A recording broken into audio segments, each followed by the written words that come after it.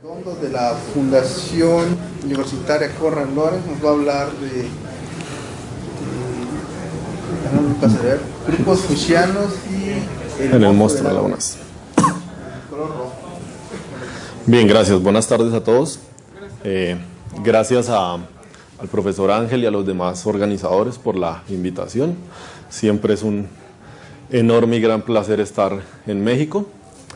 Y bueno, como son casi 5 de la tarde, viernes, lloviendo, yo sé que tienen 80% del cerebro en las cervezas que se van a tomar esta noche.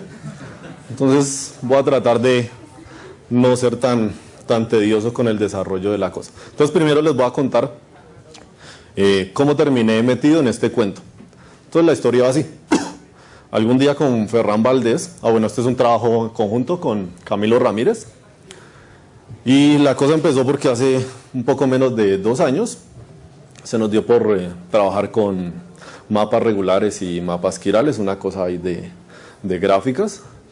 Y hasta hace 2 años larguitos yo no tenía idea quién era el monstruo del lago Ness. Bueno, había escuchado el monstruo de verdad que está por allá en Inglaterra. Ese era el monstruo que yo había visto en la televisión. Y hasta cuando... En Escocia, perdón. Y hasta cuando conocí a Camilo me enteré que había un monstruo del lago Ness en las matemáticas. Y entonces fue curioso porque yo no lo conocía. Entonces cuando hicimos este trabajo con Camilo y con Ferran, entonces descubrimos que esos mapas que nos interesaban, las únicas superficies no compactas donde se podían realizar era justo el monstruo del lago Ness, ¿sí? Entonces esa es otra historia. Bueno, entonces a mí me causó interés lo del monstrico.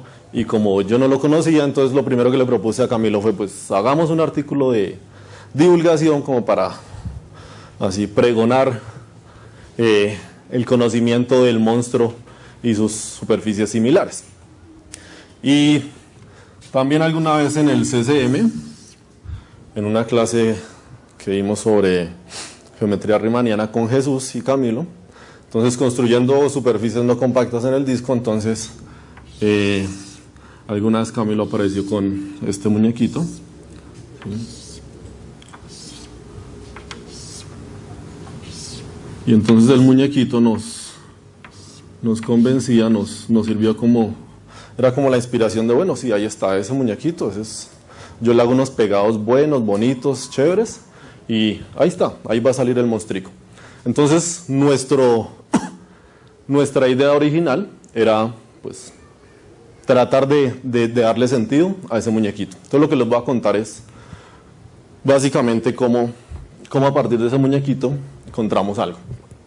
Entonces nuestra pregunta de interés es encontrar o determinar si es posible encontrar un monstruo del lago Ness de curvatura constante -1, algo que podamos extraer de esta geometría hiperbólica, ¿sí?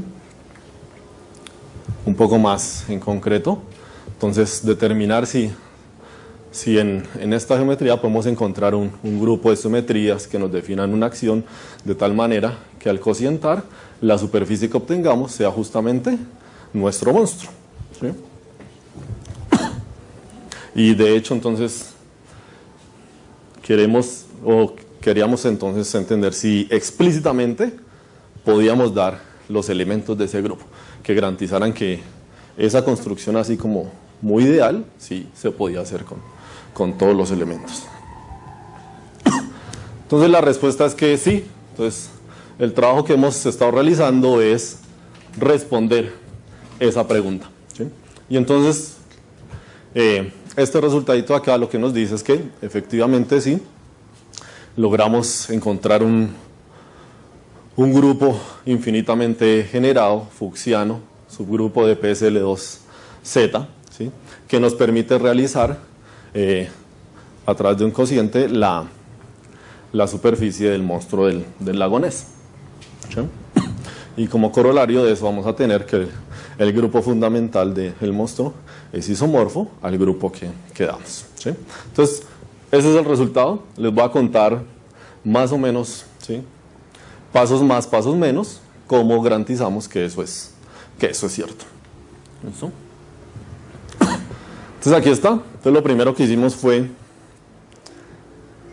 de manera estratégica, ¿sí?, construirnos un grupo de isometrías, un subgrupo de isometrías en PSL2 que nos garantizara este dibujito de acá. Ahora el dibujito, bueno, de hecho lo va a borrar, va a estar saliendo más adelante, ¿sí?, pero digamos que la idea en mente es poder realizar esto, ¿sí? Todo lo que tenemos en estos grupos de transformaciones, ¿sí?, que lo que hacen es tomar nuestros, damos un círculo isométrico tomando como plano el semiplano superior, como modelo el semiplano superior, hacer las inversiones correspondientes para garantizar que podemos mover con traslaciones nuestras curvas isométricas, y porque ahí llevamos una forma, unas identificaciones en mente que nos interesa. Entonces esta es la construcción estratégica que nos agarramos. ¿Listo? Esto nos permite definir de manera correcta. Entonces aquí está la descripción precisa, ¿sí?, de cómo vamos a identificar nuestros círculos isométricos. Entonces lo que estamos pensando es tener alguien por allá que una de nuestras Fs nos los lleve del uno en el otro, ¿sí?, que si yo doy aquí una de estas, entonces tengo una de estas y eso quede bien hecho, ¿sí? Entonces básicamente ese es el resumen de esta primera propiedad, ¿sí? Lo siguiente que podemos ver es que cuando yo haga todos esto las n veces que quiero, entonces estos objetos únicamente van a estar, estos círculos isométricos únicamente se van a intersectar en la línea a infinito, ¿sí? Ahí está, ¿sí?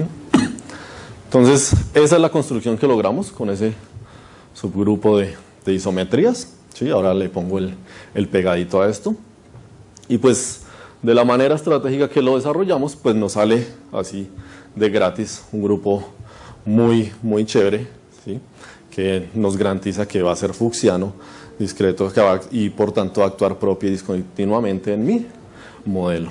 ¿Listo? En mi modelo hiperbólico. Bien. Ahora que ya lo tenemos, ¿sí?, ahí bien bonito construido, que ya lo conocemos, entonces ahora queremos ir y hacer los pasitos que nos hacen falta para garantizar que al hacer el cociente voy a obtener lo que deseamos, ¿sí? Entonces definimos nuestros dos elementos para hacer el cociente, ¿sí?, y estos tienen las propiedades bonitas de ser discreto, contable, invariante bajo la acción de mi grupo. ¿Bien?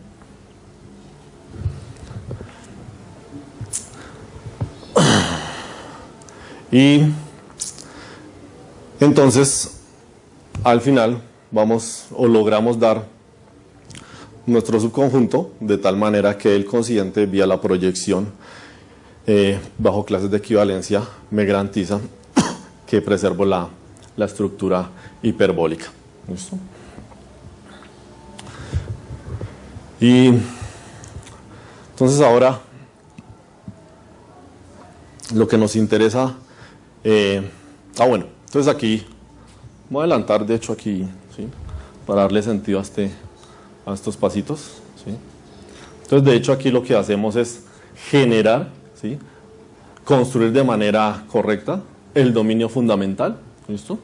Entonces estos pasos lo que me garantizan es que mi dominio fundamental sí está bien hecho. De hecho lo que logramos construir aquí es una región de Ford, ¿sí?, que va a implicar que esto es un dominio fundamental, y aquí está, ¿sí? Entonces con esta construcción, ¿sí?, lo que logramos aquí es generar esta región de Ford que va a ser el dominio fundamental para hacer mi construccióncita. Me faltan los pegaditos, ¿sí?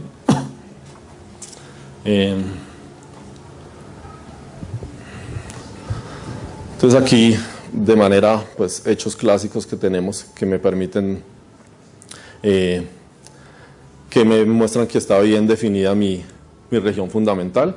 Eso es de área hiperbólica infinita, ¿sí? Ahora más adelante vamos a ver que esto es, y aquí está, ¿sí? Entonces si lo veo en el disco de Poincaré, Entonces, ese muñequito que habíamos construido desde el comienzo, que nos habíamos imaginado, ¿sí? Entonces, efectivamente, sí lo podemos realizar con todas las propiedades que deseábamos. ¿Listo?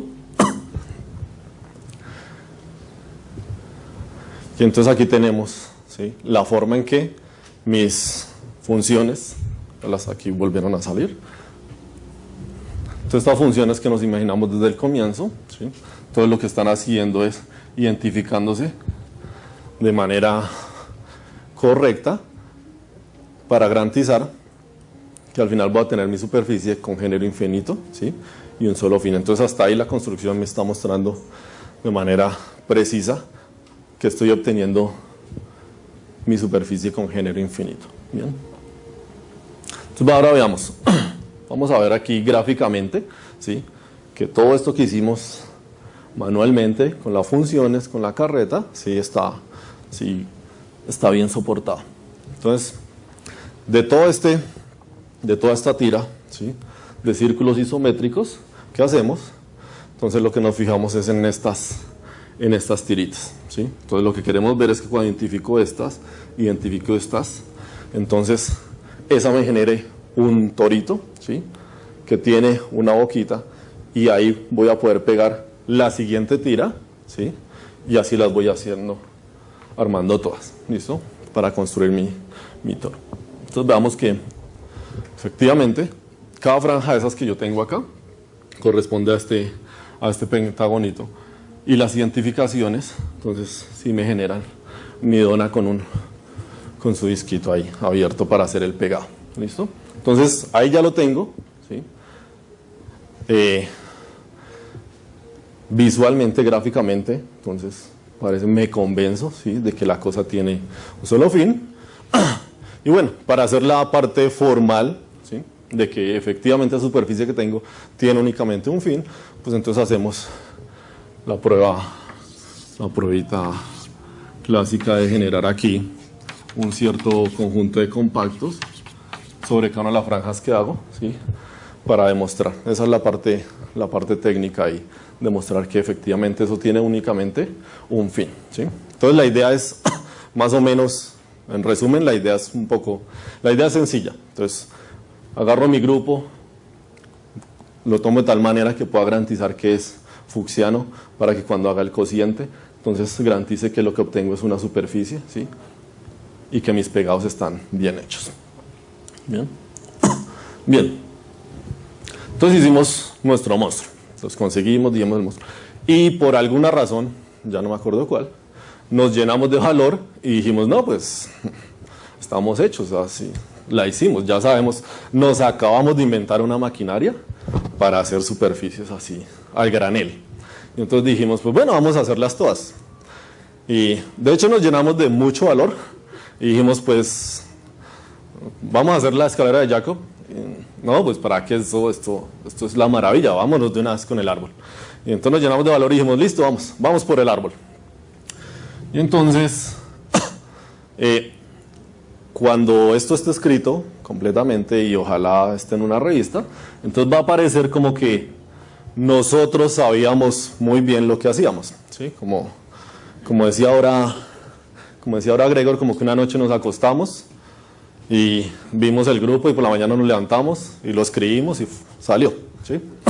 Entonces, aquí en confianza les voy a contar cómo llegamos a este resultado. Entonces, este es un resultado, si ven el primero que les mostré, entonces esta es quitando ciertas palabras, entonces es una copia de mi primer teorema para el monstruo. Ahora este teorema me dice que con el mismo procedimiento yo puedo encontrar la superficie que se conoce como el árbol de Cantor, de tal manera que en todos sus puntos tenga curvatura constante negativa, menos 1, ¿sí? Entonces, pero bueno, entonces les voy a contar, porque en la demostración va a salir algo, ¿sí?, que de hecho no era lo que nos esperábamos. Entonces, ¿cuál es la idea de hacer el Cantor? Entonces ahora lo que cojo es mi modelito y lo que vamos a hacer es tomar aquí, vamos a ir construyendo el Cantor.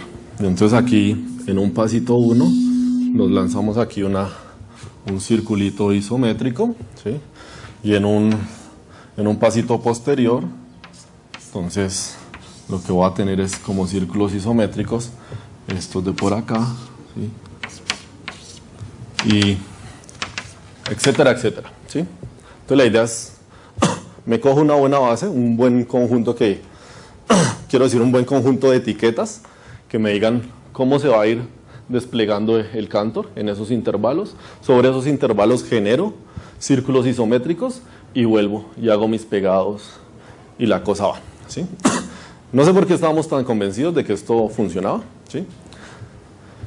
Y lo que hicimos fue tomar esos pasos al pie de la letra e ir a hacerlo. Entonces construimos unas funciones muy bonitas, parecidas, que hacían lo mismo. Construimos el grupo y pues en el primer caso lo chévere es que teníamos entradas en los enteros, entonces gratis nos salía que era fucsiano. Pero ahora, para hacer esta construcción, como estos círculos isométricos van a variar con el radio de acuerdo al paso en la construcción del Cantor que yo tenga, entonces ahora lo que teníamos era entradas reales. Entonces nuestra misión fue tratar a fuerza bruta, de hecho brutísima, demostrar que ese grupo era fucsiano, ¿sí? Y bueno, le gastamos como un mes por diferentes medios, ¿sí? De hecho seguramente no son los correctos, seguramente alguien experto en grupos fucsianos, sí, tal vez lo podría mostrar, pero nosotros fuimos incapaces de demostrar que esa construcción así generalizada era un grupo fucsiano, y entonces ahí quedamos varados, ¿sí? Y se nos apareció el desvare en algo, ¿sí? Entonces la superficie finalmente la realizamos. Entonces ahora les cuento cómo. A la misma construcción le agregamos el género, y entonces podemos realizar la superficie que se conoce como el árbol florido de Cantor. Entonces ahí está. Y bueno, entonces la prueba en realidad, entonces ¿cómo la hacemos? Entonces damos nuestras etiquetas para hacer la clasificación del conjunto de Cantor paso por paso, ¿sí? Definimos nuestros círculos isométricos de acuerdo a los aquí está, ¿sí? De esta manera, con estas movies podemos hacer el mismo jueguito, ¿sí?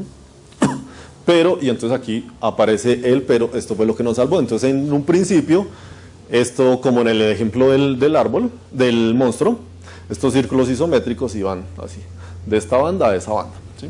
Entonces ahora la idea fue, y les voy a decir por qué esa idea funciona. Entonces la idea fue decirle, bueno, pues ya no lo hagamos de aquí hasta allá, pues quitémosle aquí un cachito, ¿sí? Y reduzcámoslo. Y si dejemos la misma construcción. Resulta, pasa, sucede y acontece que cuando uno hace eso, genera un grupo, ¿sí? Aquí están esas son las funcioncitas que construimos para mover mis círculos isométricos, y resulta que esto tiene que ver con una cosa que se conocen como los grupos geométricos de Scotchy, ¿sí? Entonces los grupos geométricos de Scotchy son grupos que no son grupos clásicos de Scotchy y que están infinitamente generados. Y tienen otras carretas. De hecho, el profesor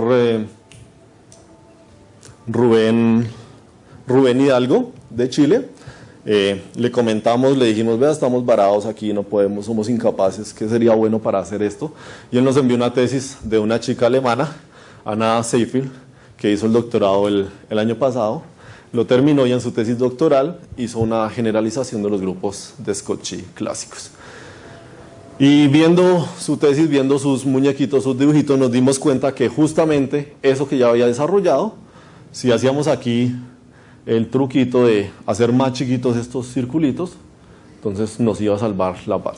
Entonces lo que hacemos es demostrar, ¿sí?, que este conjunto de transformaciones en realidad forman un grupo geométrico de Schottky, y por ende entonces va a tener todo lo que yo quería desde el comienzo, y ese es el que nos salva salva la patria, como decimos en Colombia. Esos grupos geométricos de Scotchy son los que nos permiten salvar la prueba y hacer nuevamente paso a paso lo que les conté que hicimos para el monstruo.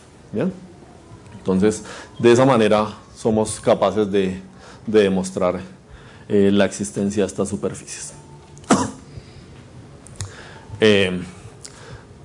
Y bueno, lo que nos dimos cuenta es que de hecho ese trabajo es una mina digamos que en cierto sentido es una mina de oro, está lleno de problemas abiertos, de aplicaciones, de elementos de los que no tenemos ninguna idea, ¿sí? Entonces nos han salido por el camino cantidad de preguntas abiertas. Aquí tengo una lista, bueno, traje estas 4 porque cuando le comentamos de este trabajo a Ferran y a Jesús Muciño, ellos nos empezaron a disparar preguntas, bueno, y ya hicieron eso, y entonces, ¿qué pasa con esto y con esto? Entonces nuestras siguientes líneas de ataque, ¿sí?, es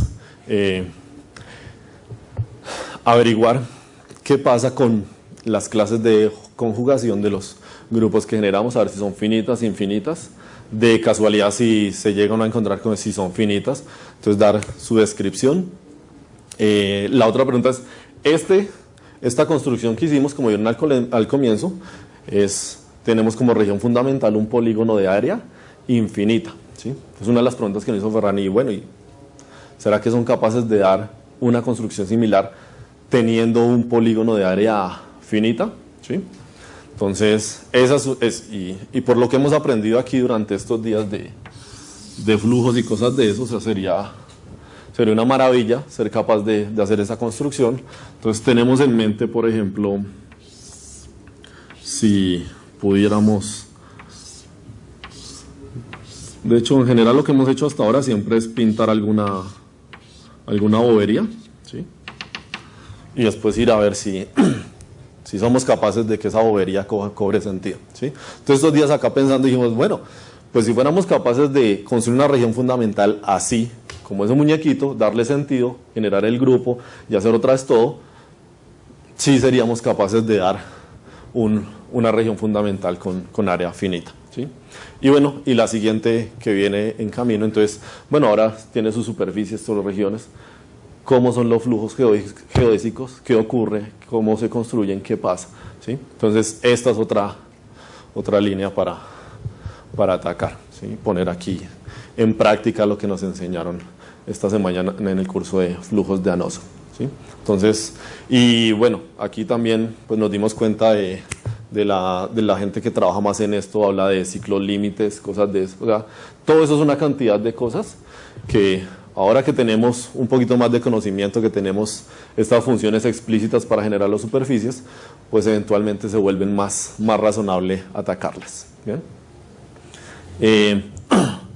La bibliografía, pues aquí alguna bibliografía clásica de donde encontramos todo, sobre todo los libros de Katov, el Maskit, ¿sí?, la tesis de esta chica Ana Sergey, y lo que tenemos es un preprint con estos 3 resultados que les comentamos, donde hacemos todo el desarrollo para las 3 superficies que les conté, y uno adicional donde por allá en el paso, en la demostración, ¿sí?, en alguna parte se nos aparecen unos conjuntos numerables y no numerables. Ahí hay que hacer unos ejercicios de topología, demostrar que unas partes, unos subconjuntos del Cantor son de hecho numerables. Entonces por eso tenemos esto dividido en estos 3 y las demás tipos de superficies, pero que son con un número de caminos de ir al infinito numerable.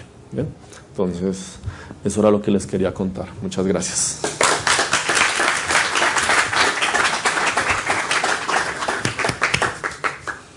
¿Preguntas para Alexander? Nada, pues se le agradecemos de nuevo. Gracias.